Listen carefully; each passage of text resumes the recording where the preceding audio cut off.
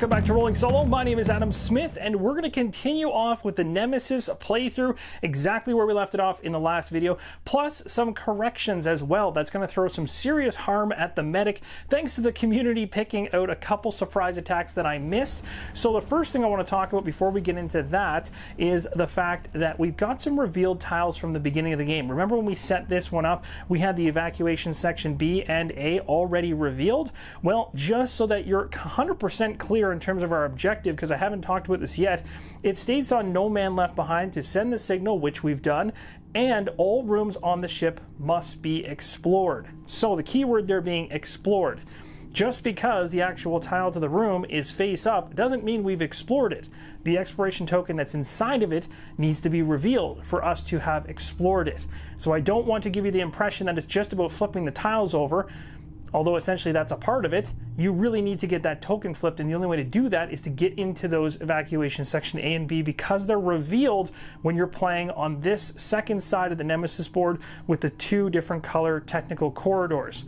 So now that we got that clear, we realize we don't just have the 1, 2, 3, 4 to reveal, we also have to go in here, which is leading me strategically to think that would make a lot of sense to ensure that we're in the evacuation section A tile by the end of all this exploring, including checking section B as well, because we at least have an escape pod up there we can use to get off the ship. The Hibernatorium being on fire doesn't seem like the greatest idea to go in there and hibernate, plus we don't even know if the engines are in good working order. So my current straight up first priority strategy is to reveal all of these exploration tokens left, of which we have 1, 2, 3, 4, 5, and 6, and then make sure I'm in that section A to get on the escape pod and get the heck off the ship. That is going to be the closest thing to having a win for me. Again, we still have contamination cards to check if we have any by the time we get to that escape pod and get off the ship, so there's that as well to think about. Now, another thing that I want to talk about is involving surprise attacks from the last video. There was some awesome feedback and some big time goofs by me in terms of not doing the surprise attacks when I should have. And I know this, but for some strange reason, when you're playing Nemesis, for whatever reason, especially when you're doing it on camera, noise rolls and surprise attacks are super easy to forget when you're filming. I don't know what it is with me when I'm doing that, but it does happen. But I'm really glad you guys are there to catch them, because we can do our best to kind of make up for it to ensure this is a fair playthrough. And that's what I always want. I don't want to cheat the system and get a win with an asterisk. I'd like to try and do this as close to perfect as possible. So we can't go back on things in retrospect, even though we had some great feedback, but we can do something right now because all of our characters are in a room with an intruder. So I can go ahead and deal with some of the surprise attacks I didn't trigger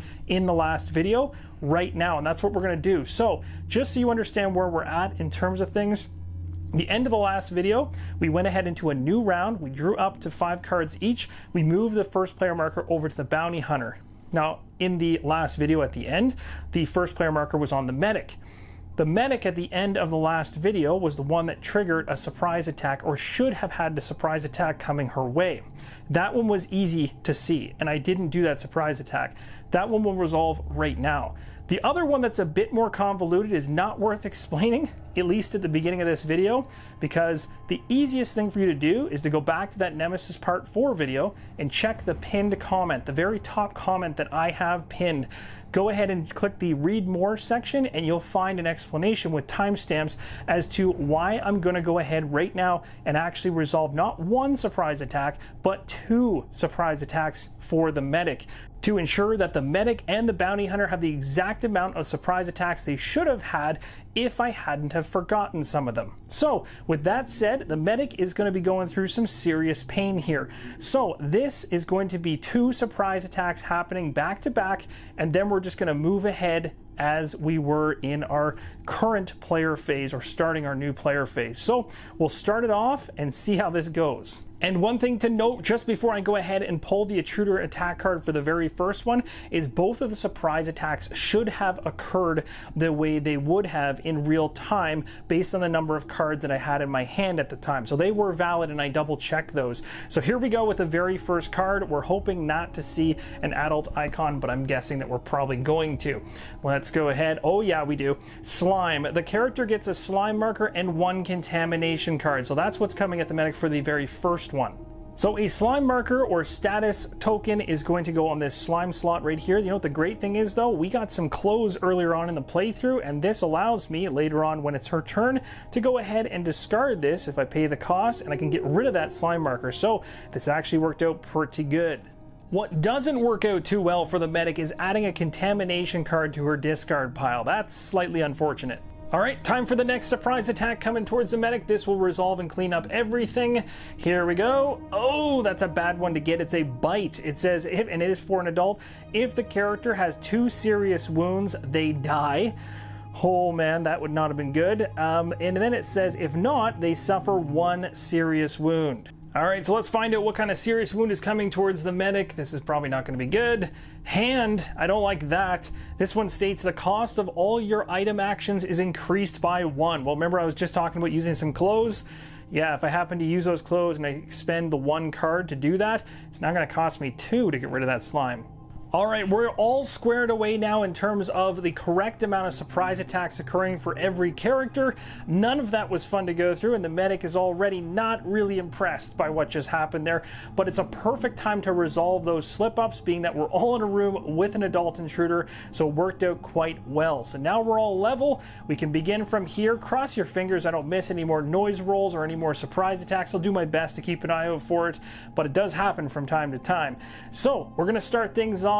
This player phase begins with the bounty hunter taking his turn. And you know what I'm going to use to my advantage here when we have an intruder in the room. I am going to use my trait card, and as we talked about before, at this point in time, at the beginning of a player phase, I can choose to have Leica move, but thanks to the aggro overdrive card that I unlocked, which was a quest for the bounty hunter that we've seen before, it states when Leica should move, which I can move her right now, from a room the bounty hunter's in, you can deal 1 injury to any intruder in that room instead of moving.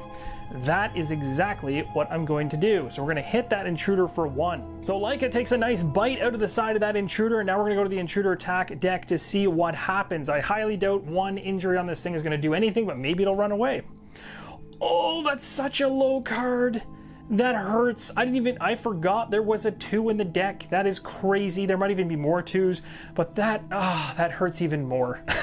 That makes me, The funny thing is that I'm going to have the ability with some cards in my hand from the bounty hunter to do another attack with like in the same fashion. It's just brutal that this card came up first. If it had came up second, we would have killed the thing.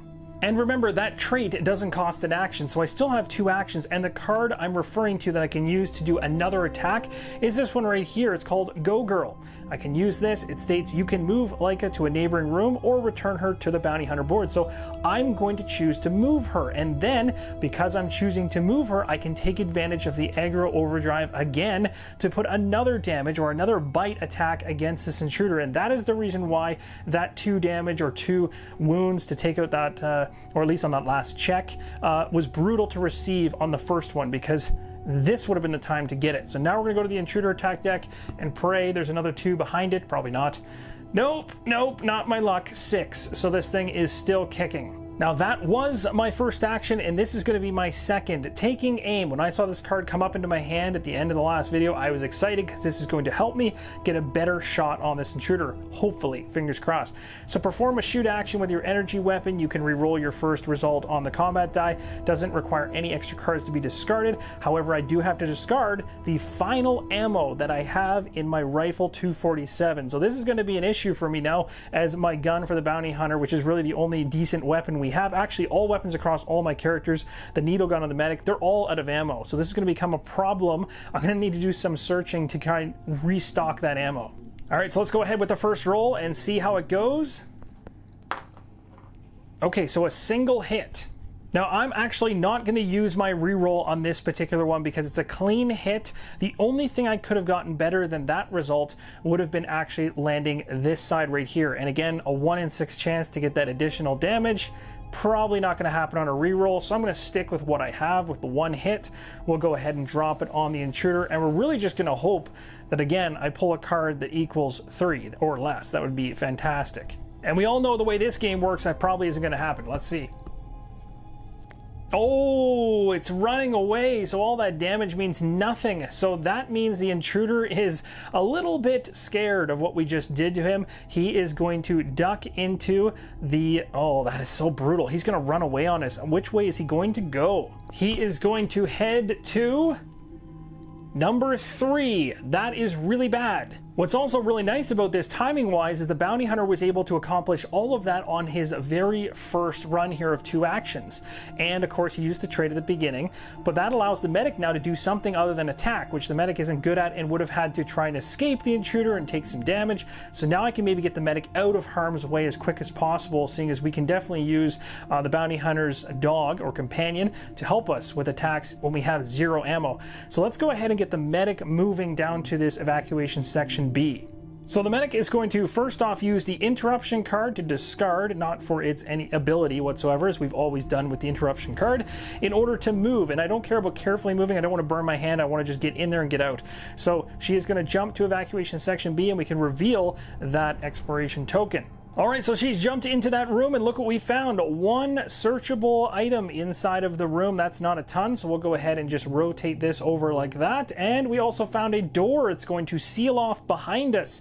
That's interesting. So that's certainly going to throw some interesting situations into the equation. I wasn't expecting the door to close behind us, so now we're going to have to try to get it open to get out of there. But I guess it does give her a barrier from any intruders, so that's a plus. Now let's go ahead and do our wonderful roll for noise that we're all so much a fan of. A 3, where's that gonna land? Oh, the red technical corridor. The odds were actually that would land in the blue one, if you guys can see it there. So you can see in the top right hand corner there in the red technical corridor, we now have a noise marker in there. A second one hits that red technical corridor, bad news is going to happen to us. What is good news is for my second action, I happen to have the computer skills card in my hand for the medic. I might as well use this while I have it in hand. Otherwise I could be trapped in this evacuation section for quite some time. So I'm gonna go ahead and use this, and this is all I have to do is just open or close 1 door in a corridor connected to the room you're in. I'm getting rid of this door so I can ensure I can get out of here before the intruder gets too close to me. And that certainly was an inconvenience because I had other things I'd rather be doing there, like searching this room or potentially trying to dress and heal away my hand injury, my serious injury. But you gotta do what you gotta do. Nemesis is always gonna throw things at you. First action I'm gonna do here with the bounty hunter is I'm gonna search. We need to find some ammo for my gun. I am not gonna survive with intruders running around if I can't take them down quickly, and we can bank on Leica helping us out from time to time, but only when the cards or the beginning of a new player phase presents itself. So I would rather have that ammo for anytime usage. So we're going to use a search card here inside the hatch control system to do our best to try to find something. So I'll throw that in the discard pile, and we currently have the availability to search twice in this room, but now it's going to tick down to just 1 time. Great news is we can pick from any of the 3 colors because this is a gray room. It's a multicolored, in terms of the deck you can choose from. I'm definitely going for the red deck here. So let's grab 2 red cards off the top, take a look, and pick. Cross your fingers I find some ammo. Check this out. This is even better than ammo. We got a prototype pistol, which means if I take this weapon, I'm going to get 3 ammo on it when I pick it up. Plus, it's a heavy item. I can carry 2 of those, which means I can keep my rifle on me as well. I can become a powerhouse. Now, of course, I still need to find some ammo for that rifle, but at least this gives me 3 ammo for the prototype pistol. So this is the obvious choice here. The other one's the self-destruct key. It says if you're in a room with a computer, initiate or stop the self-destruct sequence. Again, this is something that's huge when you're playing multiplayer. This kind of thing can really mess with people, especially based on your objectives, but it can also be useful when playing solo and co-op as well, because if you have an objective that says to kill the queen, for instance, one guaranteed way to do that is to get an escape pod, and before you do that, obviously, use that self-destruct key at the correct time to initiate the destruction of Nemesis, killing the queen without actually having to shoot her down, plus getting in the escape pod and getting away. So you might look at this as more of a multiplayer card, but that card can be used in all kinds of different objectives, even in solo and co-op play. But for me, in my uses right now, I don't need it. I need the gun. And I don't know if you guys noticed the ability on that gun, which was even better. It's the fact that I can re-roll its result once every single time I use it, which is awesome. It's like having that taking aim card at all times, which is even better and certainly going to come in handy. But for now, the question really becomes, which way do I want to move? Because if I move into the space with the intruder, currently I only have 2 cards left in hand, and one's a contamination card. I can't use that to spend for anything, so I'd literally be planting myself in the intruder room and leaving myself there at the end of a turn. Bad news for me, I'd be taking all kinds of damage. I'd love to do that now that I have a gun, in other words, trying to get closer to it to shoot it later, but it just doesn't make any sense. So what I might do instead is, I was planning on moving from here to the next exploration tile, but I'm going to change it up and stay put and search one more time in this location, and then have the medic come through and go up, or I guess off to the left, and then I'll have the bounty hunter chase down this intruder with the ammo that I have later on. Not going to put myself in harm's way just yet. So I'll use my last search card in hand to go ahead and search in the hatch. This time around, seeing as I can pick from any deck I want inside of this hatch room based on the 3 different color types available, I obviously want something around medication, some type of health pack, something along those lines. You can see that didn't pan out. I got myself some synthetic food. Again, I've seen that quite a bit. The thing keeps coming back. There's quite a few of them in that deck. There's also an adrenaline injection here, and I don't even know if I would need this necessarily, but I could see its usage at times. This one, the adrenaline injection, is the first time I've seen it in this playthrough. Draw 1 card, and you may play all your actions in this single round, then you must pass. So it just allows you to just go absolutely crazy. Now this could be huge if there's a certain scenario in which you're trying to cover a lot of ground really quickly. You know, we're in a situation where at the end of the game I might want to ensure I can explore multiple tiles really fast. Synthetic food lets me draw 2 action cards from my deck, so that's actually better in terms of getting more cards in my hand, especially when I have contamination cards currently and they're gumming it up. So that could actually be really useful too. I don't really have too much of a need for the adrenaline injection, but both of them are going to cost me an additional card anyway.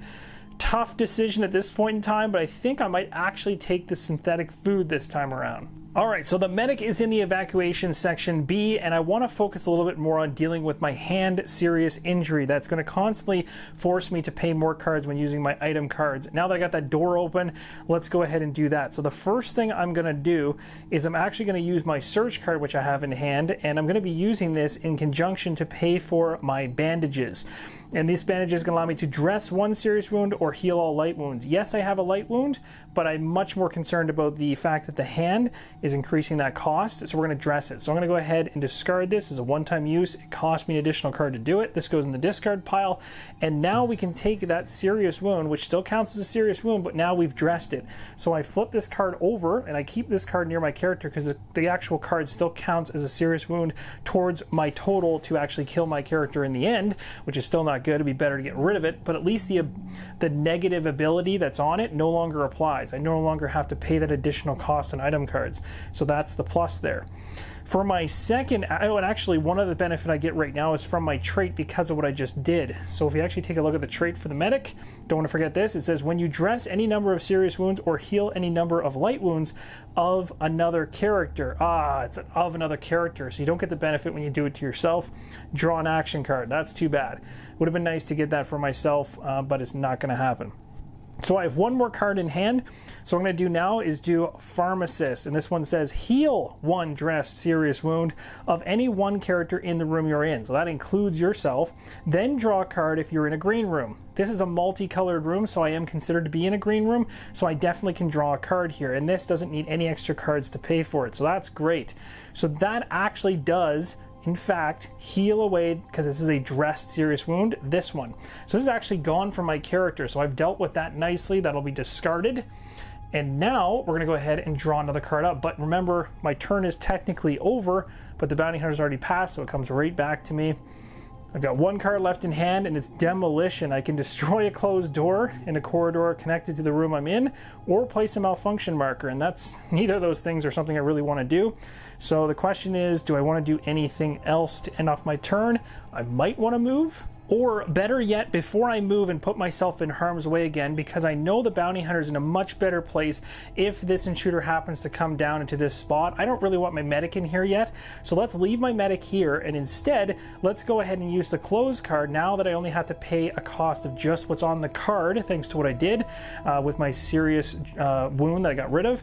and or dressed and then healed. So this one's going to cost me a card to do it, and I can discard a slime marker by basically putting on some new clothes. So I pay my demolition card, and this slime status marker is going to be removed from the board. Now I am truly done because I only have a contamination card in hand, so it looks like the bounty hunter and the medic are in the same spot that way, which is really unfortunate because, again, those things are gumming up my hand. The one thing to remember, though, is I'm really holding out on using this surgery kit for the medic, and the main reason is because this is really going to help me out at the very end when I want to get rid of all kinds of nasty contamination cards. But that's not something I want to use too early on, because that's one of those checks I want to do before I jump in the escape pod to ensure I have the least chance of getting into trouble later on. So both players have passed. I'll just go ahead and move the synthetic food down the row here so you guys can actually see the marker. This is going to go from 7 down to 6.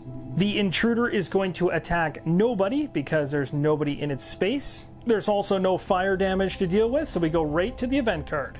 Now this is interesting. We've got some movement going on here because we do have an adult symbol up here on the 2 corridor. Let's find out where that takes our adult intruder. I really like this. The 2 actually leads into the hibernatorium, which, as I mentioned before, is on fire, and we remember that these intruders don't necessarily like fire all that much, and they'll get additional damage when they're in there. So I'm perfectly happy with that thing moving in there. That is fantastic. It has absolutely no idea what it's doing to itself. Now this next part of the card is not so fantastic. It's called damage, and it says place a malfunction marker in each room with an adult breeder or queen. So the intruder went in there and just started busting everything up. So it may not actually be all that dumb in terms of moving into the room. It certainly is eliminating one of the options for us, or causing a lot more grief for us if we go the road of actually trying to hibernate.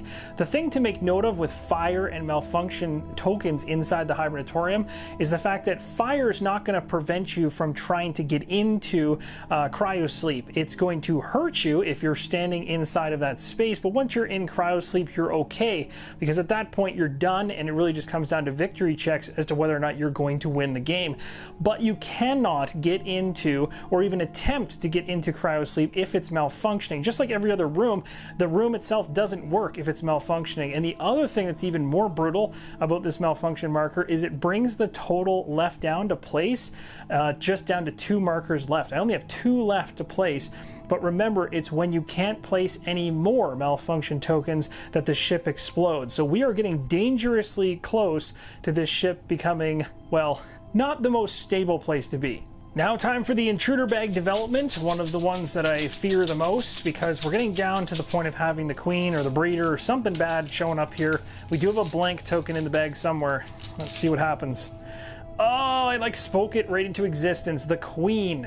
And on second thought, this is actually the best token I could have pulled out of the intruder bag at this point in the game, and it's mainly because 2 big reasons. 1, none of my characters currently sit in the nest, because if they did, the queen would pop out and cause lots of grief for me.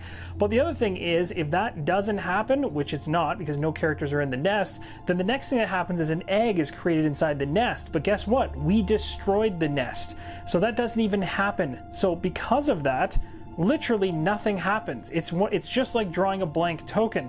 So this actually goes back inside the bag. This is the perfect time to pull that, versus a noise roll that causes us to pull from the bag. If we got a queen in that instance, it would show up on the board, and that's all kinds of bad. This is a great time to get this. Never mind, I'm quite happy. Bounty Hunter is up first to drop cards. I have 1 contamination card in hand. We only have 1 card left in the action deck. We're definitely going to have to do some shuffling. The deck is shuffled. Let's drop the last 3 cards for the Bounty Hunter. First one off the top, Taking Aim. I love having that card in hand, especially when there's intruders nearby.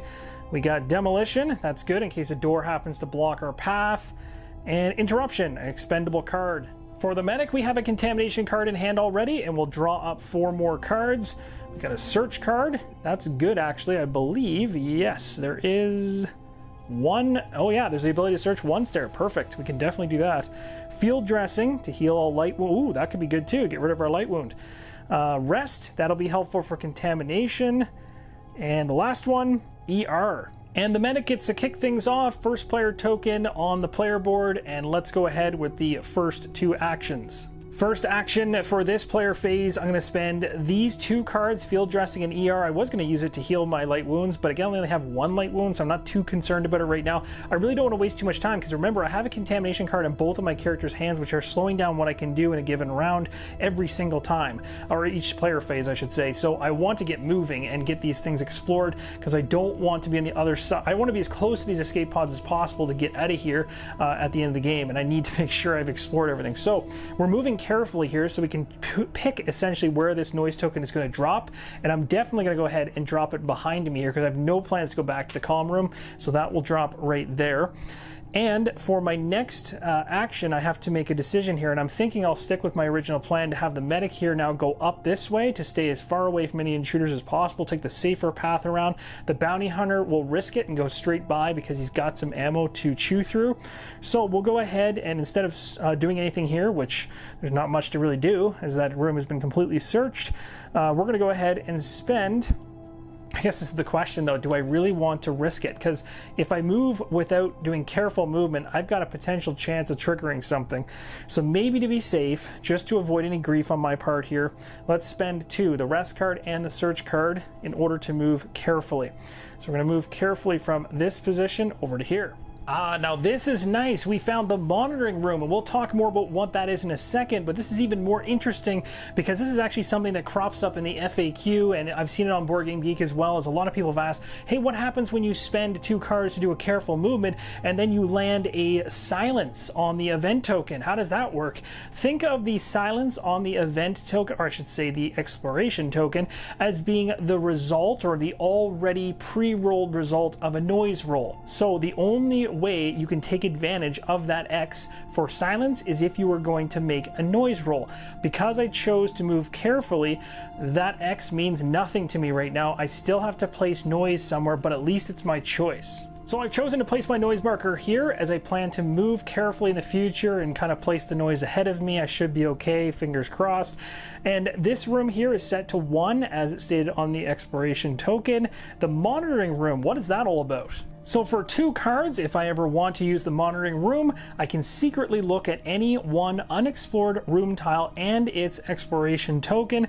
After looking at them, I just place them back down on the board. It's basically another way to do kind of what I have with the bounty hunter with the Nemesis plans, except I can do this anytime inside the monitoring room, so long as it's not malfunctioning, of course. So the medic is done, no more cards left, so she's going to be forced to pass the next time it comes back to her. So at this point, it's really just all about what the bounty hunter wants to do, and obviously I need to move, and I need to move quickly. So I'm going to go ahead and use interruption to just do a regular movement. And why am I doing this? Because we have no noise in any of these corridors, and if I'm lucky, it'll land in 1 or 2, and I'm not planning on heading down there anyway. Oh no, I don't like seeing these malfunction tokens showing up on these revealed room tiles. They're starting to really hurt.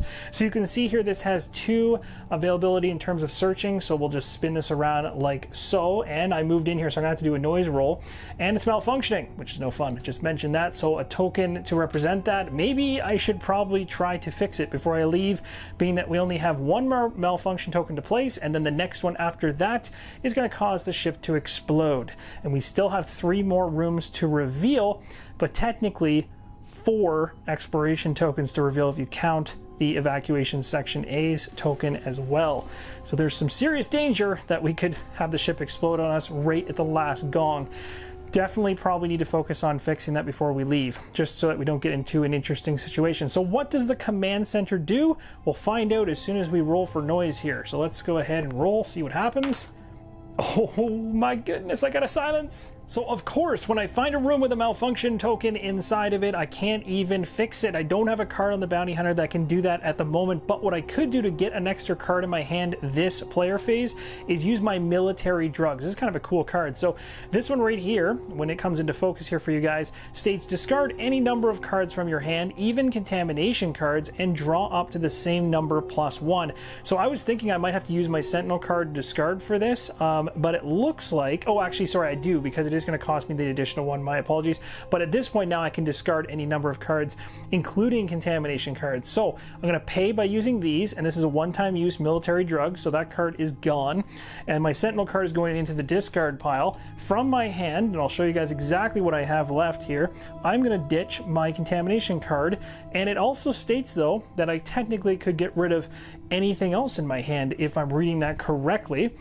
States discard any number of cards from your hand, yep, and drop the same number plus one. So I'm going to ditch because I don't plan on going into that intruder space and attacking it, even though I love the taking aim card. I need to find something to fix the malfunction, so I'm ditching all three of these going into discard. So I actually found a way to get my contamination card out of my hand currently, plus be able to draw up right now, hoping to find something to fix things. Let's go ahead and draw 3 cards and hope for the best. Rest. Okay, that is not a card that's going to help me currently. Come on, go girl. That's not going to help me. Come on, I gotta get this. No, a search. So just so you can see these a little more clear, these are the 3 that I just pulled. All right, let's go ahead with another item here. Let's use the synthetic food one-time use. I have to pay an additional card, but I get to draw 2 action cards from my deck. I'm going to get rid of my rest card because I currently don't have any reason to use it right at the moment. So that's perfect. And hopefully from the 2 cards I pull here, the odds should hopefully be in my favor. We'll see. Search. Nope, that's not going to help. This is going to be brutal. Repairs. I got it on the last card. Now remember, the medic's already passed, so I'm just going until the bounty hunter is done. So I'm going to go ahead right now and do that repairs. It's going to cost an additional card on top of it. This is going to help me to ensure the ship doesn't explode into a ball of flames. I'll ditch one of the search cards that I have. I'll probably keep one of the other ones. And that is going to remove this malfunction token. That is big time. The other thing is I don't really want to be in that room at the end of my turn because the intruder's so close to me it could come back out and get me. So let's get moving again, and thankfully, based on all that crazy drawing of cards, I've got 2 cards left to spend so I can at least move safely. So let's go ahead and do that move. Now the question is, yeah, I probably do want to move, you know, safely just to avoid anything. I can put the noise token behind me. That would be smart.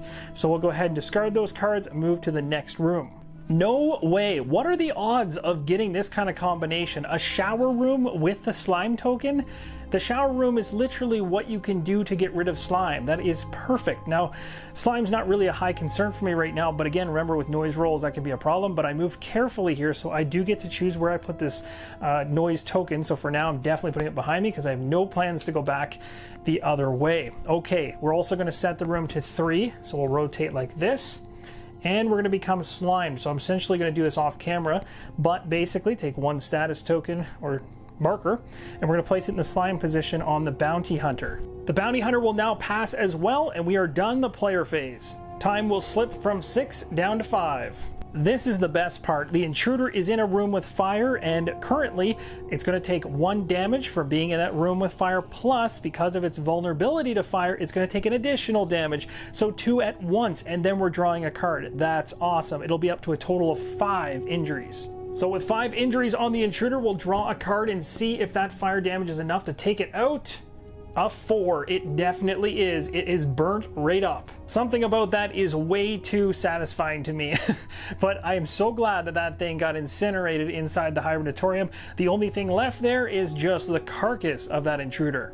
Oh my, this literally gave me a heart attack when I pulled this card. It states malfunction. Now I don't have to worry about the top section because I have no intruders on the board to move around, but it states place a malfunction marker in the explored room with the lowest room number, then shuffle this card into the event decks. This is a terrifying card right now. So how do you determine which room is going to get the malfunction marker? Well, it's the explored room with the lowest room number, and there are room numbers next to every single room. You can see right here a 003, a 002 here for this area in the cockpit, and a 001 up there. So basically it starts at 001 and goes down, and then it goes back up here and goes down, back up and down, and it's numbered all the way through the board. So we're looking for the lowest explored room tile. What is that going to be?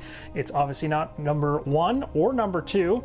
It's right here. And what's absolutely terrifying about that is you can see the malfunction markers are running out. So I am really glad I took care of the command center one earlier. But even more scary is this particular event card is then shuffled back into the event deck and can come back out later to haunt us. So that card has been shuffled back into the event deck, and I'm now going to go to the intruder development bag. So we'll go ahead now and pick a token here. Let me just shuffle these around. Let's see what we get. We got lucky last time with the queen. Still in here. Could get lucky again. We'll see.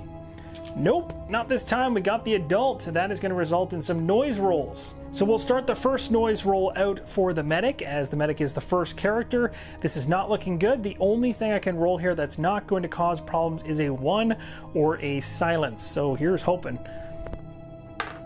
A 4, that is not going to work for me. That is going to trigger this spot right here. So this is removed, and there's nothing in the blue technical corridor. So we now have to go to the intruder bag to find out what's showing up. I am not looking forward to this. Let's see what happens here. Oh man, please don't be the queen. Oh, it's the adult. I got scared there for a second. It's not so bad. But what is bad is a surprise attack that's coming my way. It's a warning 3. I don't have any, I only have 1 card in hand. It's a contamination card. But unfortunately, that doesn't matter in this case. A surprise attack is coming my way. I don't like this. So let's go ahead and draw an intruder attack card and see what happens. Is it an adult? It's not. I got super lucky. This one only activates on a queen, so nothing happens. So let's draw up our cards. We'll start with the medic. I have a contamination card in hand. Only 1 card ready to pull from the deck. Repairs, we're going to have to shuffle this one. Next up we have pharmacist. Next we got demolition. And finally, search. For the bounty hunter, we only have 1 card. Tactical move. We're going to have to go ahead and shuffle up our discard and draw from there. Next card up from the deck is contamination. This one's coming back around again. Rats, that's clogging up my hand. Taking aim. Go girl. And rest. Now remember, contamination cards can never be discarded, of course, unless you have some really cool item like I spent earlier in the playthrough here, actually just recently, to be able to get it out of my hand. Typically, when those are in your hand, you cannot use them to pay for anything, but when an actual card ability states that you can actually go ahead and discard it, then you certainly can. But you know that eventually it's coming back around to your hand again to mess with you. The first player marker is going to move from the medic over to the bounty hunter, and that is going to wrap up this video for the playthrough of Nemesis. Join me in the next one, which seems to be likely the finale. Will the ship explode? Will the intruders take us down before we get a chance to get into the escape pod? Or have we planned and strategically figured this out in a way that we actually have a chance to win? I have no idea. That's the fun with Nemesis. You never know how this is going to pan out. You can do your best to mitigate the situation. I think we're doing that to this point. Thank you guys so much for all of your comments and feedback down below in the prior videos. They really do help in ensuring that we get this accurate. Just to let you know, if you saw anything that I missed, and I hopefully during this video I didn't miss any noise rolls or surprise attacks this time around, so maybe this is the cleanest of all of them thus far. But again, I thank you for your feedback. Thank you for watching, and as always, keep on rolling solo.